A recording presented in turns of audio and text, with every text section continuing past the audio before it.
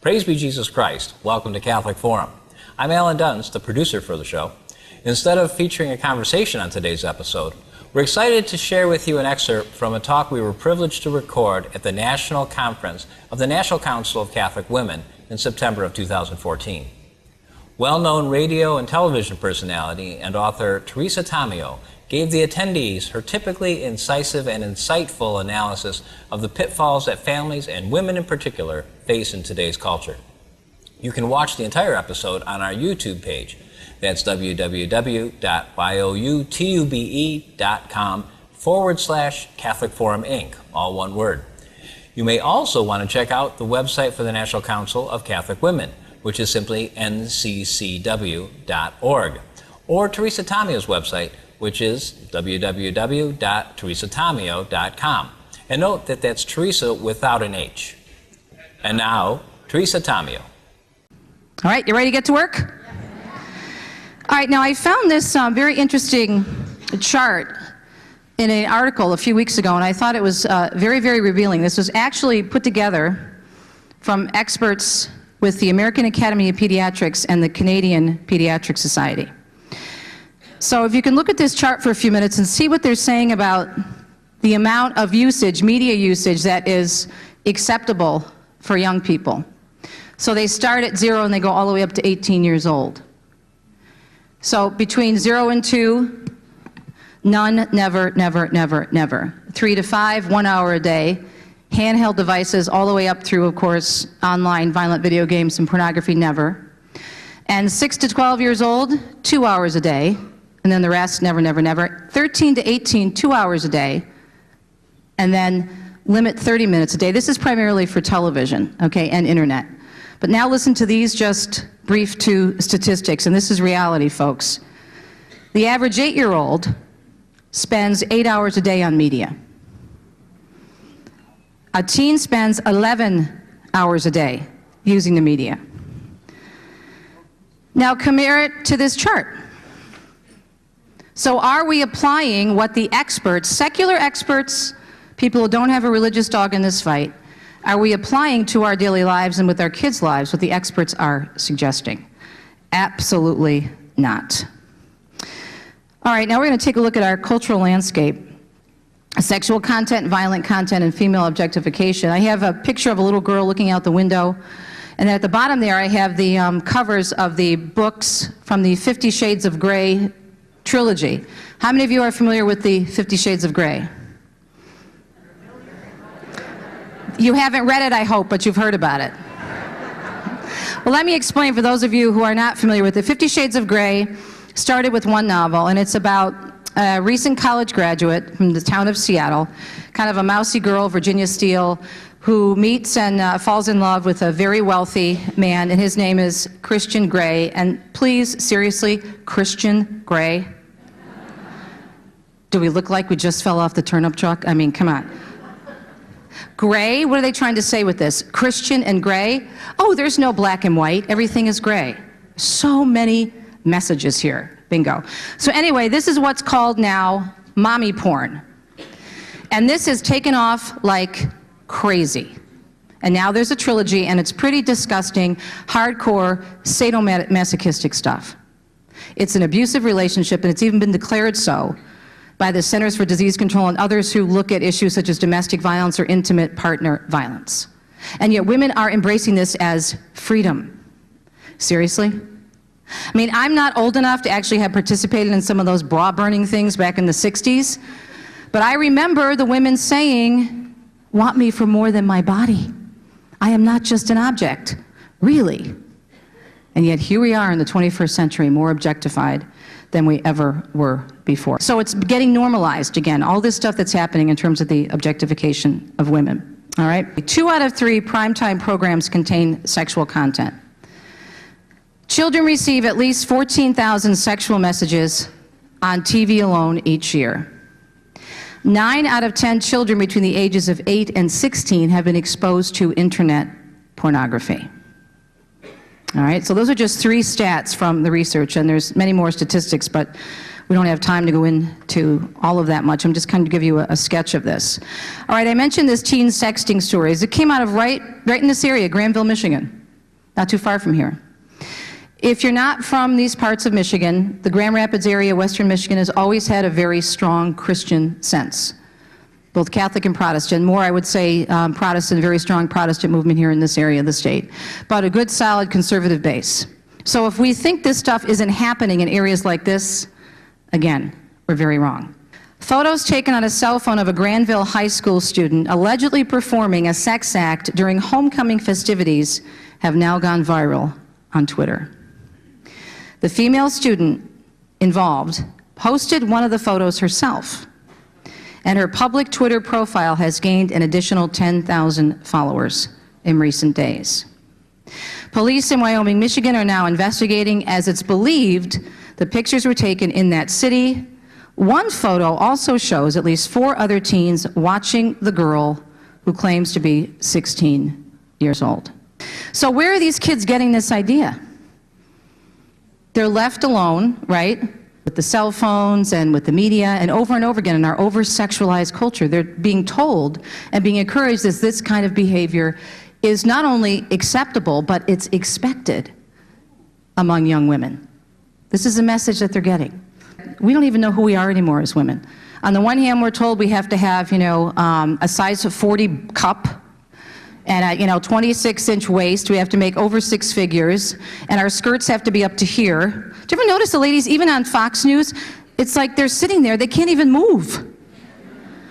And the dresses are so tight, and they're all blonde. What's the matter with a brunette once in a while, for crying out loud?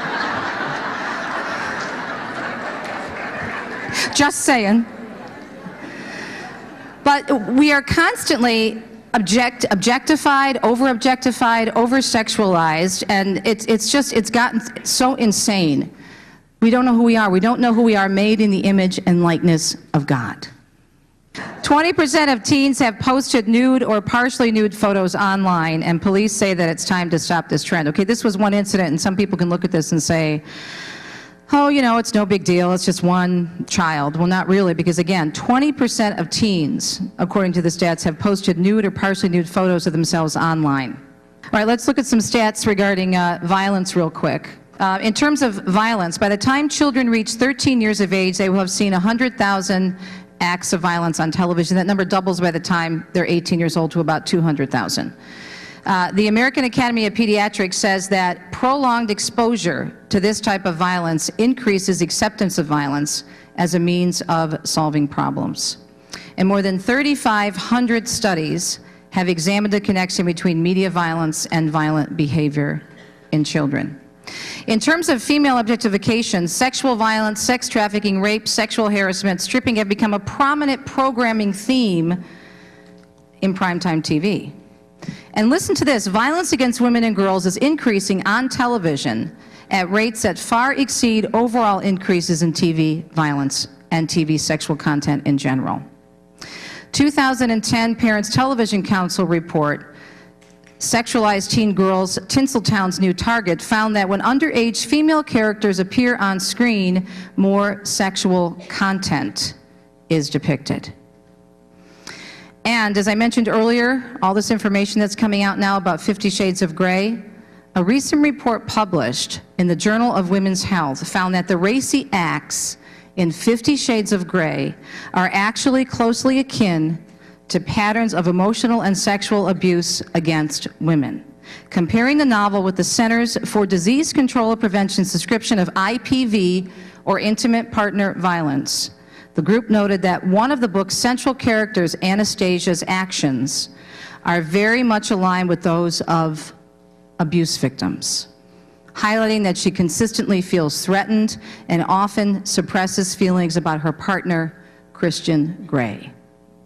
And this is the book, these are the books that women everywhere, including Catholic women, because I've heard from many of them calling me a prude and oppressed. Now, I've been called a number of things. Oppressed is not one of them, let me tell you. Because I'm telling these women that they deserve better than 50 Shades of Grey. And they don't agree with me.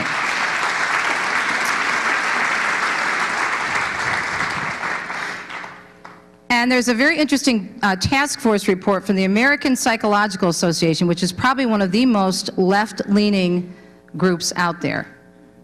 2007, they issued a fascinating report concerning the sexualization of girls, saying that all media, music, TV, advertising, magazines, the internet are connected to the over-sexualization of girls and can lead to depression, low self-esteem, eating disorders, and other issues. Now, I haven't even gotten into sexually transmitted diseases, and this is how you have to discern.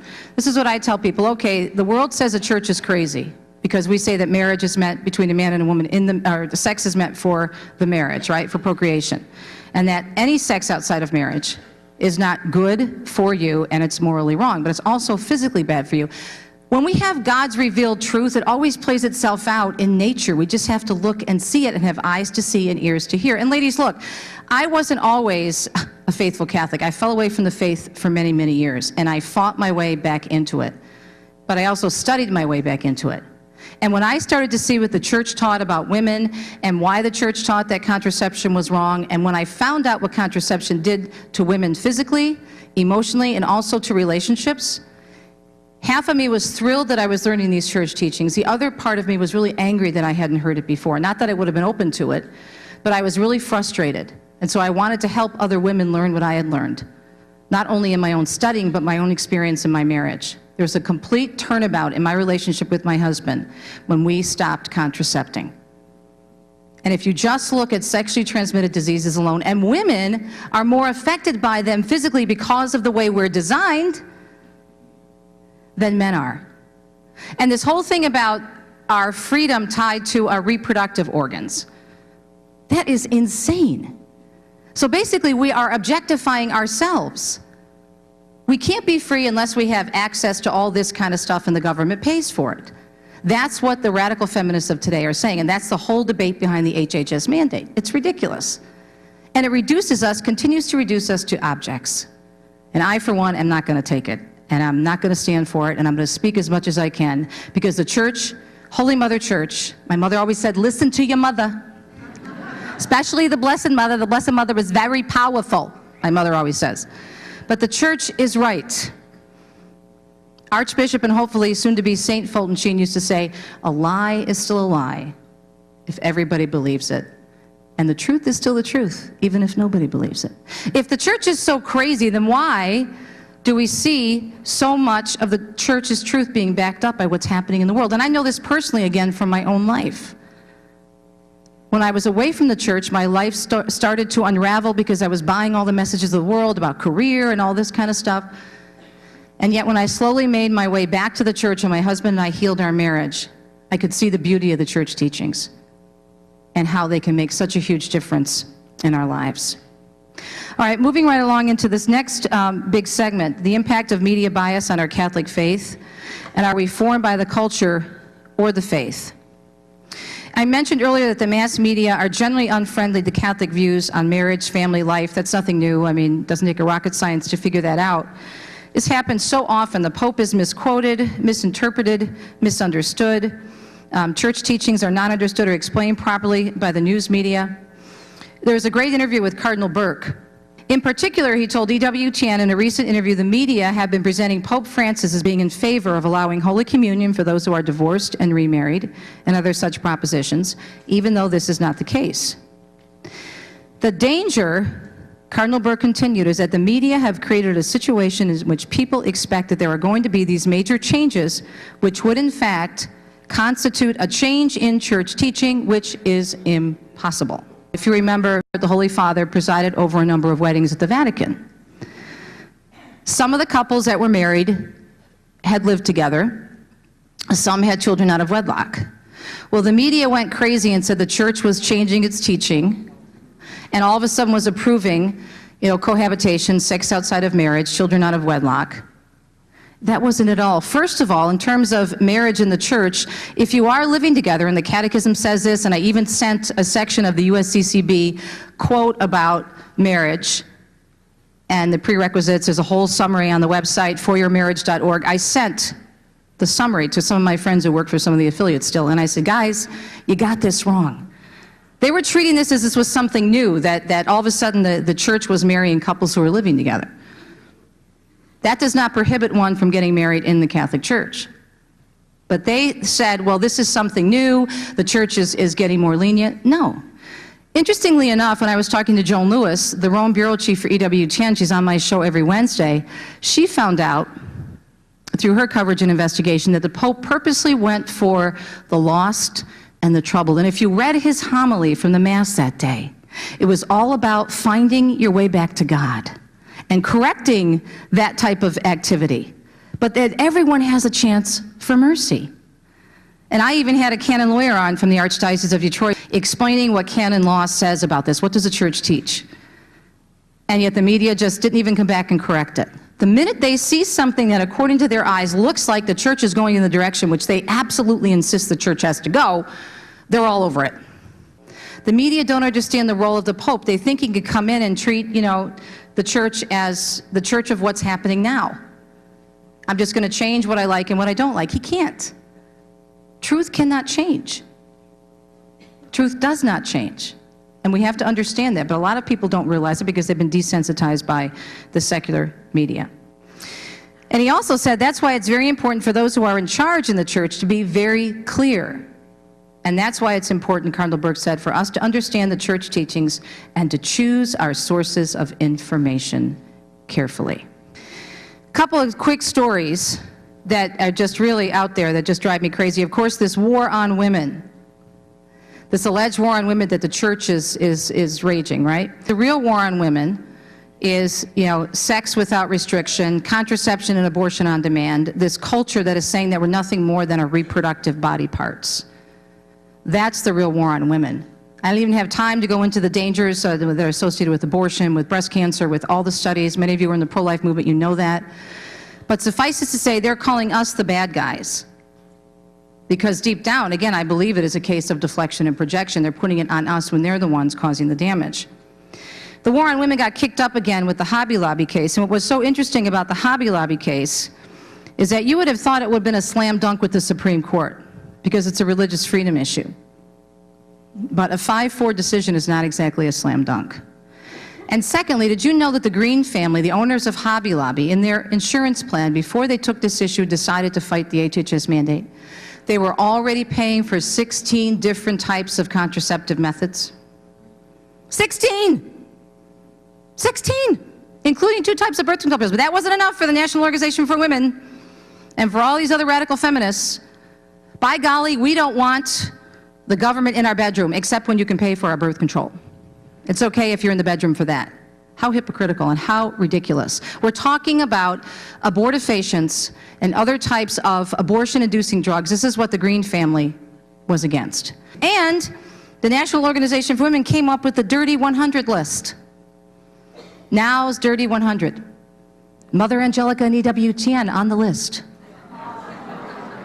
The Sisters of the Poor, the Little Sisters of the Poor on the Dirty 100 list. Are you kidding me? See, this is why I have a radio show, because I would just explode if I didn't. It's so ridiculous. But this is the kind of thing that they keep pounding us with. Church bad, church ridiculous, church backward. You're the bad guys, when just the opposite is true. So, what do we do about all this stuff? How do we make a difference? Keep this report in mind. Again, I want us to remember that it's very important to know that God is not done with us yet. Every single day we have a chance to grow closer in our relationship with Jesus. And we can never take this stuff lightly, because that's when the devil will sneak in and get us. Interesting report that came out earlier this summer. It was entitled, "Move Over Rover, TV Now Man's Best Friend." More than 1/3 of Americans turn their TV on as soon as they wake up. 2/3 fall asleep with the television on.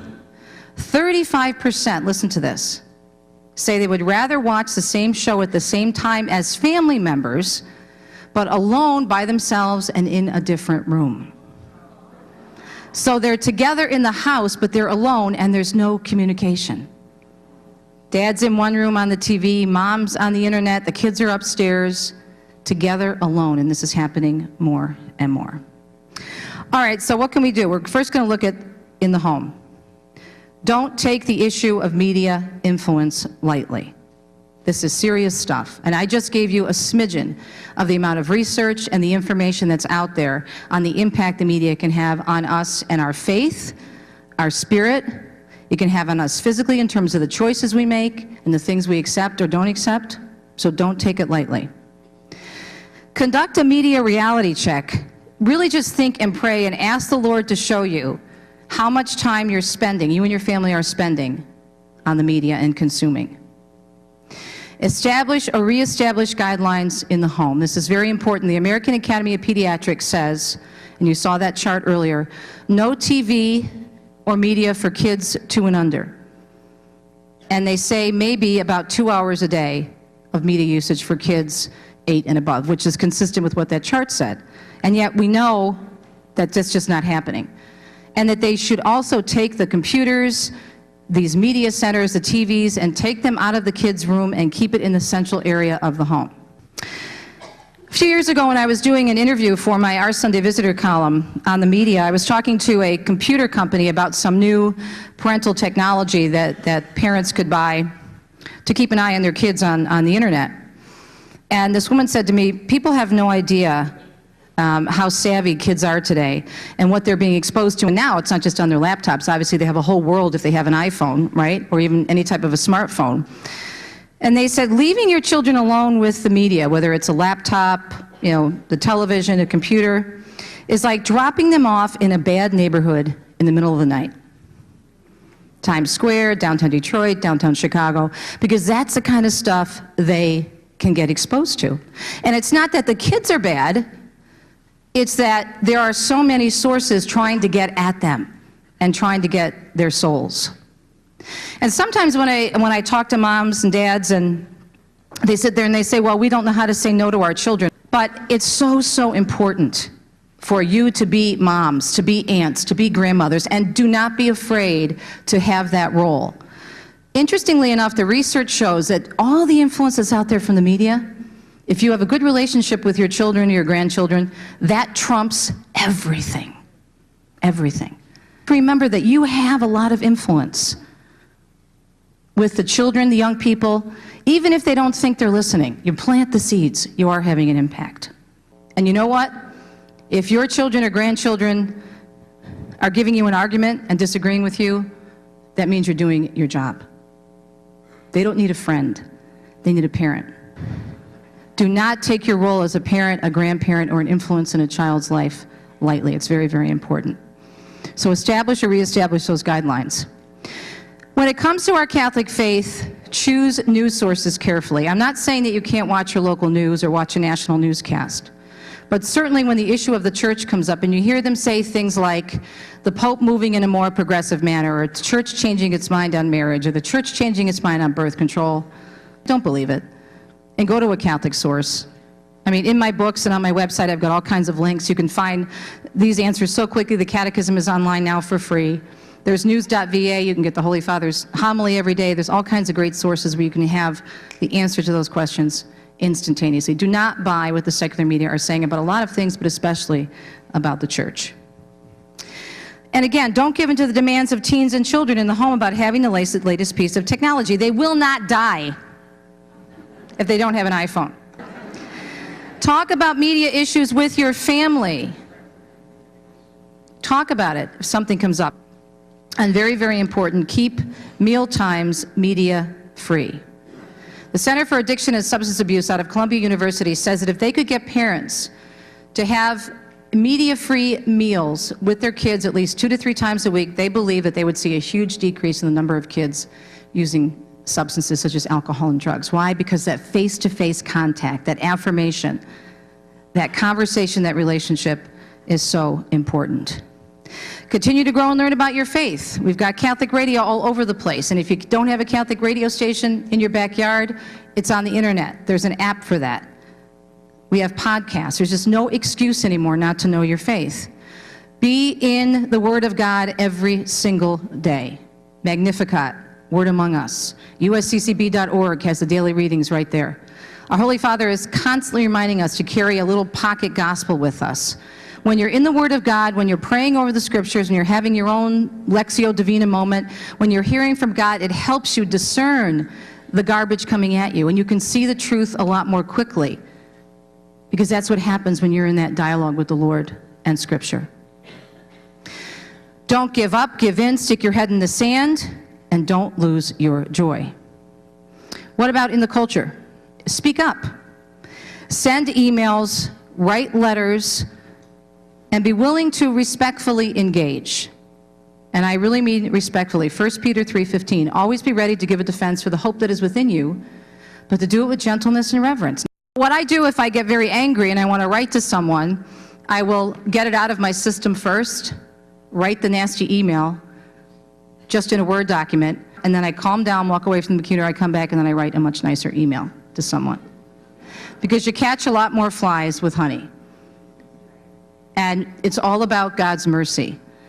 And no one is going to listen to you if you're a raving lunatic and you're telling them they're going straight to hell in a handbasket.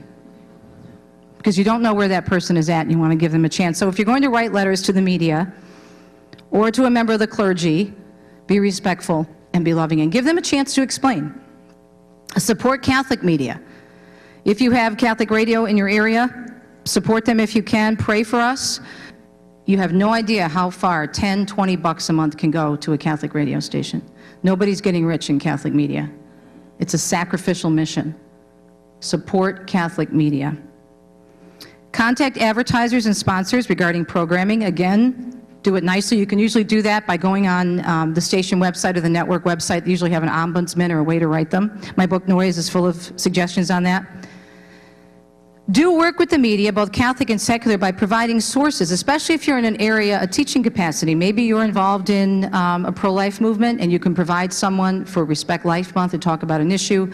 Maybe you're taking a group of kids down to the March for Life and can provide a visual angle for a media person. Maybe you're teaching at the parish level a marriage class and you can give some perspective regarding these stories that the church is going to be doing on the synod and marriage. Be willing to engage, understand where they're at, but we're never going to change the culture if we don't continue to put our message out there. So it's this eternal dance where you kind of have to still be in the world, but not of the world. That's why Al Cresta and myself and others continue to do interviews with the secular press. Because some little nugget of truth, however small it is getting out there on the airwaves. And don't ignore attacks on the Catholic Church. Don't just shrug your shoulders and say, oh, well, no big deal. I don't know how many of you have been following the developments in Oklahoma City, where the Archbishop there, Paul Coakley, an amazing man, stood up from the very beginning when he heard about this group, the satanic group that was going to hold a black mass. And they ended up having something last Sunday, but it wasn't a mass because they returned Jesus. Because you know why? He was talking to his canon lawyers, and I asked him this on the phone when he was on the radio with me when it first happened. I said, Archbishop, I said, believing that we know that Jesus was stolen and this was taken illegally, can you do something through canon law? And he says, well, we're pursuing that. And then 2 weeks later, they filed suit and Jesus was returned. They got Jesus back. And what also happened is by not ignoring this, there was great education that went on about the real presence of Christ in the Eucharist. He was able to teach, and we'd like to think that all Catholics understand about the real presence, but there's plenty who don't, if you look at the statistics and the research. He was able to do a beautiful job of catechesis, not only on my show, but on his website, on local TV interviews, and over 200,000 people of all religious denominations signed petitions against this black mass in Oklahoma City. So don't ignore attacks on the church. I am sick and tired of them attacking the church, and I'm not going to stand for it. But I can't stand alone, so I need your help. Amen? All right.